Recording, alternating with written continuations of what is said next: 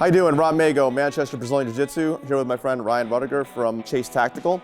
And we've been running a fundraising event here at the Academy, trying to raise money to provide rifle protection vests and handgun protection helmets for local police agencies that currently do not have this equipment. I'm in my 23rd year in policing, and 20 of those years I spent at a police department where we had all this equipment.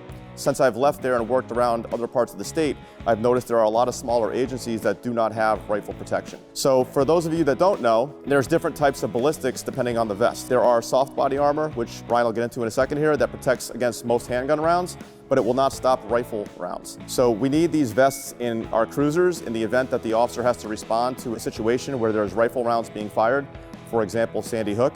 Otherwise, they're going in there with no protection to do their job. At Chase Tactical, we're a veteran-owned and law enforcement-owned company, and we're simply trying to get our first responders out there, police in particular, properly protected as they respond to any type of given scene. The basic package that any police officer will get is a soft armor package. It's basically a soft, pliable, breathable piece of armor that's worn generally underneath the uniform. This is for handgun rounds only, and if an adversary were to be engaged or engage us with a rifle, this will not protect us whatsoever. Unfortunately, with the changing climate here, officers have to protect themselves. Agencies should be providing this to ensure that these officers are going home to their families at night.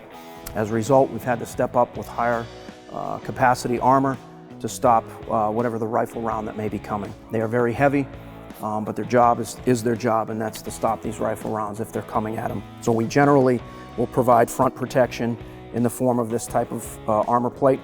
We'll also provide the same on the back.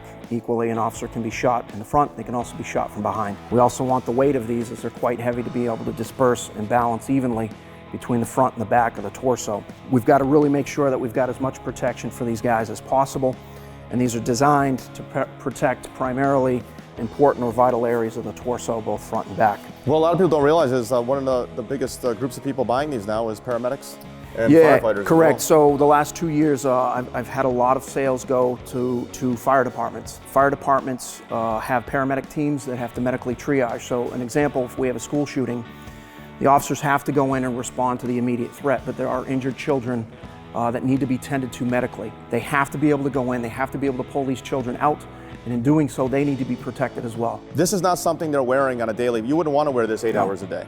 This is when you're on patrol and a call comes in and you know that, hey, there's a rifle involved, or you show up and you can see it or hear it. You jump out of your car, you throw this on, correct, and this will give you a layer of protection that you currently do not have with soft armor. Back protection, front protection, and sometimes you had mentioned some of these are panels. You can get panels, correct, for the side, which isn't rifle rated, but it is handgun rated. So in the event that the officer didn't have soft body armor to begin with, maybe a detective, for example, they could throw this on with this in the panels, and they have kind of the same protection that a patrol officer would have, correct, without it. Chase Tactical is helping us with this program. We're, like I said, trying to raise as much money as we can to get these vests into some of the smaller towns that do not have this equipment. And that includes the helmet, which is handgun rated and adjustable to different size officers. And from there, if you're interested in donating, you can contact us at manchesterbjj@gmail.com, or you can go right to PayPal and donate through PayPal at manchesterbjj@gmail.com as well. So I thank you for your time. Yes, sir. And look forward to putting this together with you. Okay, great. We appreciate it.